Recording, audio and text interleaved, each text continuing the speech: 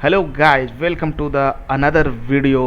और आज मैं आप लोगों के लिए लेकर आया हूँ कुछ अलग से टॉपिक्स हैं जो कि घर बनाने में कितना इम्पोर्टेंस रखते हैं और क्यों वो ज़रूरी हैं, ये सारी चीज़ें मैं बताऊँगा। तो भाई सबसे पहले मेरे चैनल को सब्सक्राइब कर दो भाई। लाल बटन जो दिखता है ना भाई, उसको लाल मत रहने दो यार, उसको हटा दो भाई। और दूसरा चीज़ है कि भाई लाइक नहीं करते हो यार, शेयर नहीं करते हो तुम लोग यार। लाइक और शेयर करो भाई, मोटिवेशन मिलता है कि वीडियो बनाने पे।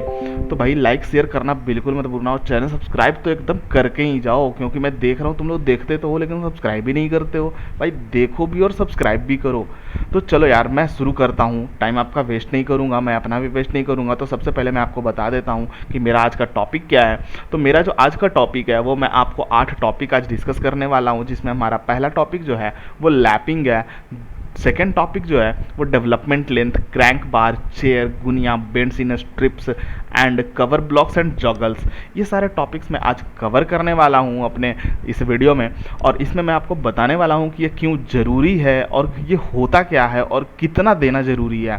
क्योंकि बेसिकली अगर मैं बात करता हूँ तो बहुत सारे ठेकेदार होते हैं, काम तो करते हैं, एक्सपीरियंस भी होता है, 10-10 साल, 15-15 साल, 20-20 साल का एक्सपीरियंस होता है, लेकिन उनको एग्जैक्ट साइज़ नहीं पता, एग्जैक्ट एरिया नहीं पता होता है, वो गलत दे देते हैं। तो क्या गलत देते हैं, कैसे गलत देते हैं, वो सारी चीज़ें मैं आपको बताऊंगा। तो चलो मैं अपना फर्स्ट टॉपिक पे चलता हूं। तो हमारा जो फर्स्ट टॉपिक है वो लैपिंग है, जो कि आप देख रहे होंगे। तो लैपिंग क्या होता है वो मैं आपको सबसे पहले बता देता हूं। तो लैपिंग वो चीज़ होता है, सरिया, एक सरिया और दूसरे सरिया का जो जोड़ होता है, जहाँ पे हम दोनों को जोड़ते हैं, बाइंड करते हैं, उस जगह को लैपिंग बोला जाता है। जो कि आप इस इमेज में देख रहे होंगे, ये जो इमेज है आप यहाँ पर देख रहे होंगे, ये एक लैपिंग किया गया, ये कॉलम का लैपिंग है। कॉलम का मतलब होता है पिलर, नॉर्मली पिलर को कॉलम बोला जाता है टेक्निकल वर्ड में। तो ये जो चीज़ आप देख रहे हैं, ये दोनों के दोनों जो यहाँ पर हैं, ये लैपिंग है। तो ये जो लैपिंग है, ये लैपिंग कितना होना चाहिए और किस चीज़ के अकॉर्डिंग होना चाहिए।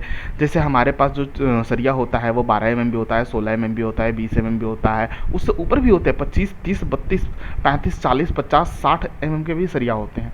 लेकिन भाई हम कितना दें इसको लैपिंग। नॉर्मली बात करें, ठेकेदार क्या करते हैं, 3 फ्लोर की घर बन रही है, 2 फ्लोर की घर बन रही है, 12 mm का सरिया यूज हो रहा है। अब वहाँ पे क्या करते हैं, मैंने काफ़ी जगह पे देखा है ठेकेदार ये गलती कर देते हैं, 1 फीट का लैपिंग दे रहे हैं, 6 इंच का लैपिंग दे रहे हैं, 15 इंच का लैपिंग दे रहे हैं, 18 इंच का लैपिंग दे रहे हैं। लेकिन यहाँ पे एक्चुअल में लैपिंग कितना होना चाहिए अगर हमारा साइज़ ये है तो वो चीज़ मैं आपको बताने वाला हूँ। तो सबसे पहला और सबसे इम्पॉर्टेंट चीज़ जो है लैपिंग के लिए, वो मैं आपको बता देता हूँ। यहाँ पर आप देख रहे होंगे लैपिंग लेंथ आपको दिखाई दे रहा है 50D। अब ये जो 50D आपको दिखाई दे रहा है, 50D का मतलब क्या होता है, व्हाट इज 50D। अब ये 50D का मैं आपको बता देता हूँ, ये कॉलम के लिए है बेसिकली, मैं पहले भी बता दिया हूँ, फिर से बता देता हूँ। 50D, 50 यहाँ पे होता है एक नंबर, और D का मतलब होता है जो हमारा रेनफोर्समेंट है, मतलब जो सरिया है उसका जो हमारा डायोमीटर है, मतलब 16 mm का सरिया है तो D का मतलब हो गया 16, 12 mm का सरिया है तो D का मतलब हो गया 12। तो वही चीज़ मैंने यहाँ पे भी किया हुआ है, जो कि आप देख सकते हैं। ये सारे में column is provide with the lap of 50D। अब यहाँ पे साफ लिखा हुआ है डायमीटर को D बोला जाता है। तो यहाँ पे हम जैसे सपोज दैट हमारा सरिया जो है वो 16 mm का है, तो आप यहाँ पे दे सकते हो 50D हमारा फार्मूला है, ये normal basic thumb rule formula है। और इंडियन स्टैंडर्ड कोड जो है IS 456, उसमें भी ये चीज़ मेंशन किया हुआ है कि हमें लैप लेंथ जो देना है वो 50D लेकर चलना है। तो 50 तो हमारा नॉर्मली 50 हो गया, और 16 mm का सरिया है मतलब हमारा 16 हो गया। तो 800 mm का यहाँ पे लैप देना है। और ये जो लैप है ये एक स्टैंडर्ड लैप है, मतलब अगर मैं बात करता हूँ तो ये लैप अप्रॉक्सीमेट 2.5 फीट के अराउंड में है। तो भाई यहाँ पे 2.5 फीट का लैप देना है। और मैंने अभी अभी आपको बताया था कि ठेकेदार क्या करते हैं, वो 1 फीट का लैप दे देते हैं, 18 इंच का लैप दे देते हैं, 15 इंच का लैप दे देते हैं। लेकिन इंडियन स्टैंडर्ड बोलता है कि यहाँ पे 2.5 फिट का लैप देना है। तो इसी प्रकार से सारे के सारे गलतियां ठेकेदार करते हैं, तो ये चीज़ आपको गलती नहीं करनी है।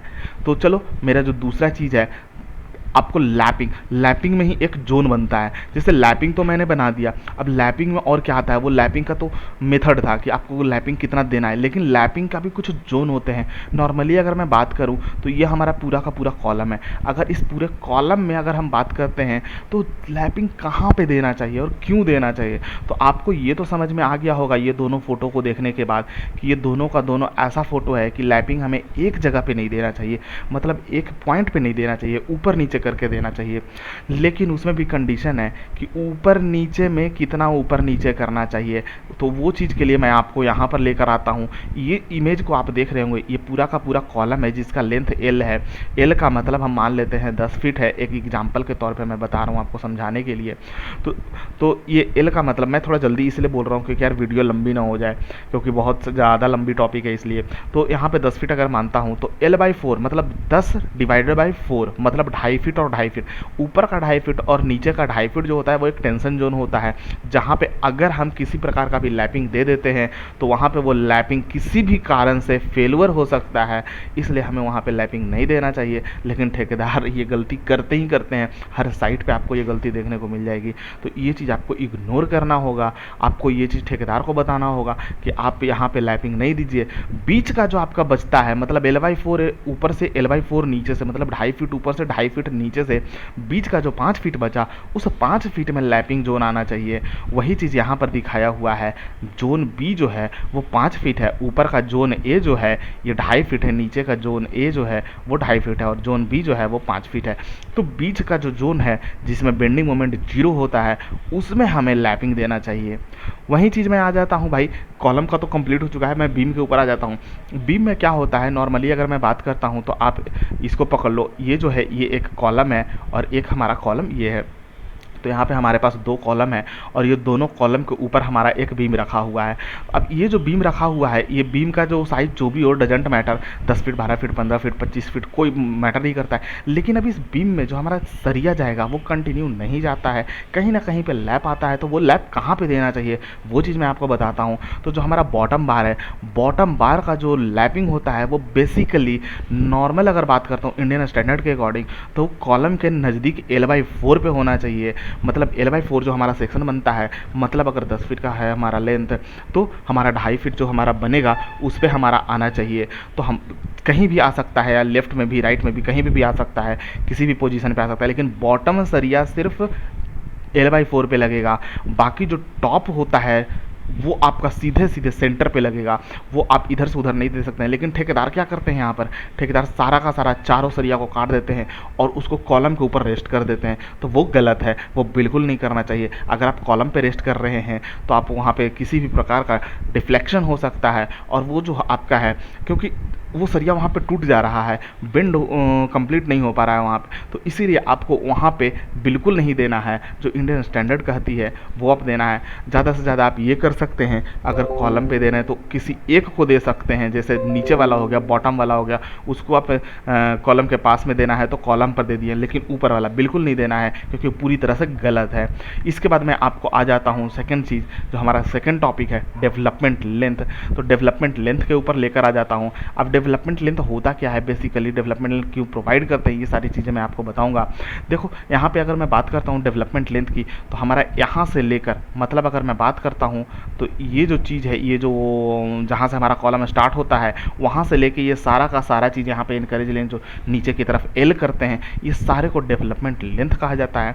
और डेवलपमेंट लेंथ देना इसलिए ज़रूरी है क्योंकि हमारे घर को और हमारे जो बीम होते हैं उसको ये पूरी तरह से बचाता है, हमारे घर को एक प्रकार से हल्का फुल्का अर्थक्वेक बना देता है। और दूसरी जो सबसे मेन इंपॉर्टेंट चीज़ है वो है हमारा इस बीम को बचाता है वो डिफ्लेक्शन होने से, इस बीम को बचाता है वो टूटने से, फेलवर होने से। तो इसलिए हमें डेवलपमेंट लेंथ देना बहुत ज़रूरी है। लेकिन नॉर्मली क्या करते हैं ठेकेदार, यहीं पे कट कर देते हैं, यहाँ पे कट करने के बाद यहाँ पे कट कर देते हैं और ये जो एल आप यहाँ पर देख रहे हैं वो एल नहीं प्रोवाइड किया जाता है, जिस वजह से हमारा बीम फेलवर हो सकता है। तो ये गलती बिल्कुल नहीं करने दीजिए अपने ठेकेदार को, इस चीज़ का बिल्कुल कड़ा ध्यान रखिए। और जो हमारा डेवलपमेंट लेंथ का जो रूल है वो आप यहाँ पे देख सकते हैं, ये हमारे थंब रूल हैं। 40 to 50 डी लेते हैं, डी यहाँ पर भी डायमीटर ही है, तो आप यहाँ पर लेकर चल सकते हैं 40 डी या 50 डी, जो हमारा थंब रूल कहता है उसके अनुसार हमारा यहाँ पर पूरा का पूरा डेवलपमेंट लेंथ आना चाहिए। तीसरा जो हमारा पॉइंट है वो है हमारा क्रैंक बार। अब क्रैंक बार होता क्या है और देना क्यों ज़रूरी है वो मैं बता देता हूँ।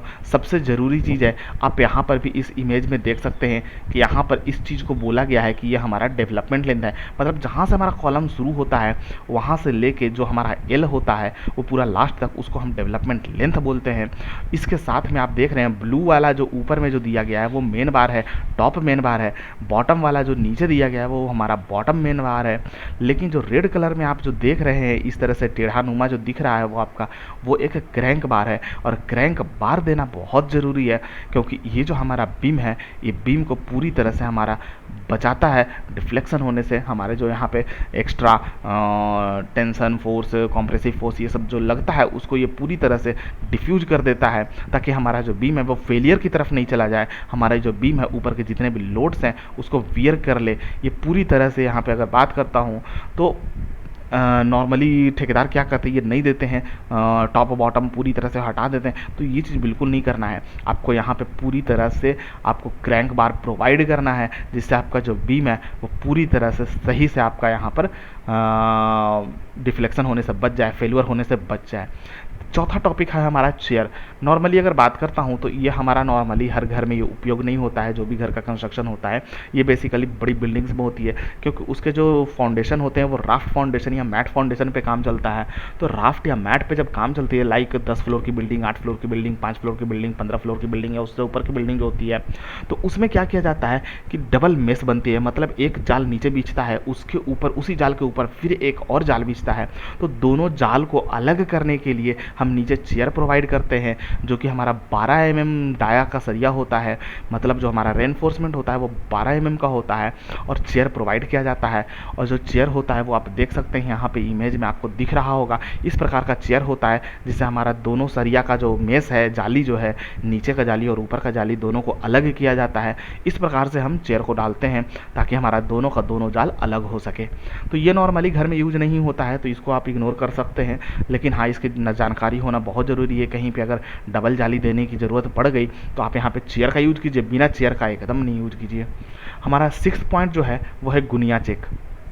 बेसिकली अगर मैं बात करता हूँ, गुनिया चेक बहुत ही ज़रूरी चीज़ है किसी भी घर को बनाने के लिए। और ये क्यों ज़रूरी है वो मैं बता देता हूँ। क्योंकि जो ज़मीन होते हैं, जो प्लॉट्स होते हैं वो सीधा नहीं होते हैं, 90 डिग्री एंगल पे नहीं होते हैं।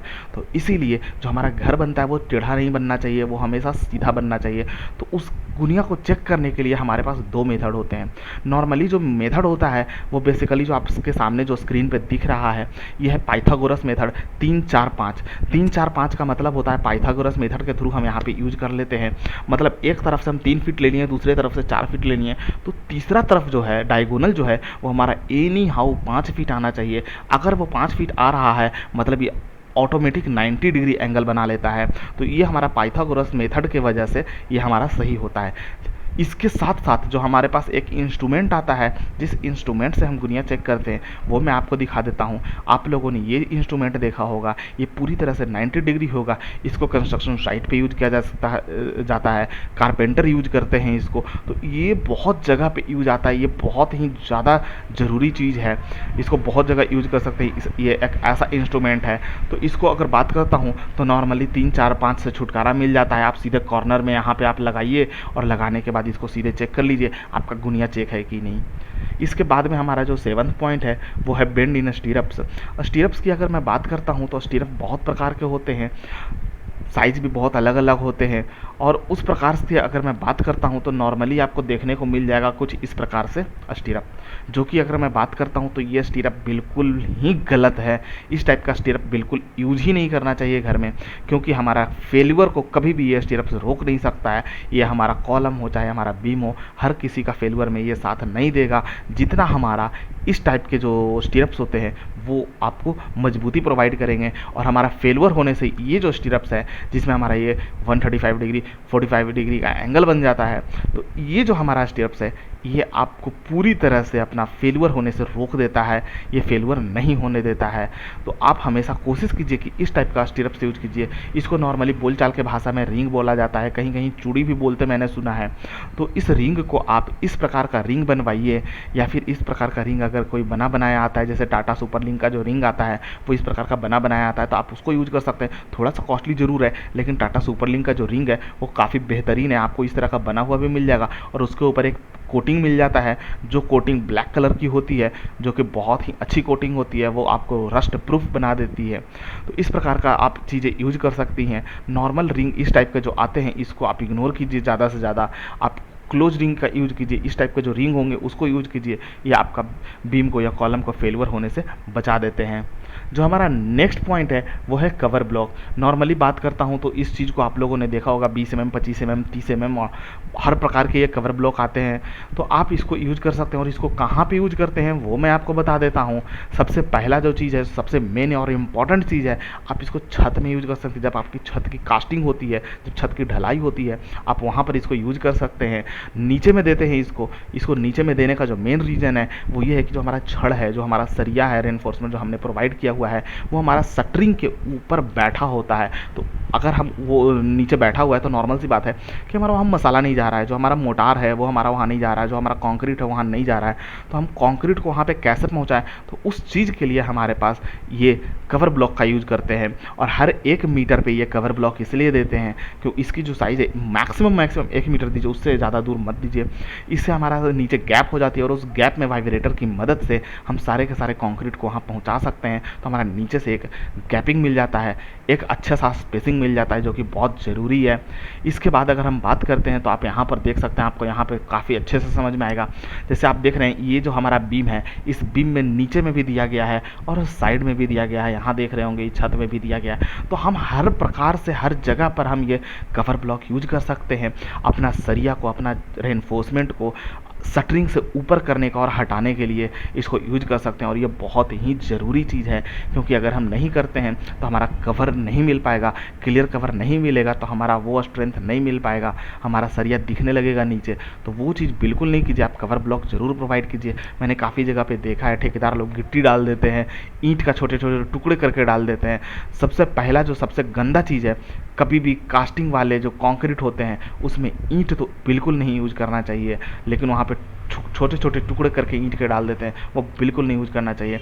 आप ज़्यादा से ज़्यादा खुद से बनाया हुआ कवर ब्लॉक यूज कर सकते हैं, जो कंस्ट्रक्शन साइट पे बनाए जाते हैं, या फिर आप ज़्यादा से ज़्यादा ये कर सकते हैं जो नॉर्मली ठेकेदार करते हैं, गिट्टी डाल देते हैं। गिट्टी भी मत डालिए, आप कवर ब्लॉक यूज कीजिए, क्योंकि गिट्टी जो है पूरी तरह से मिक्स नहीं हो पाती है और कवर ब्लॉक सीमेंट का बना होता है, ये पूरी तरह से मिक्स हो जाता है। एक चीज़ का और ध्यान रखिएगा, मार्केट में प्लास्टिक के भी कवर ब्लॉक मिलते हैं, प्लास्टिक का कवर ब्लॉक कभी यूज मत कीजिएगा।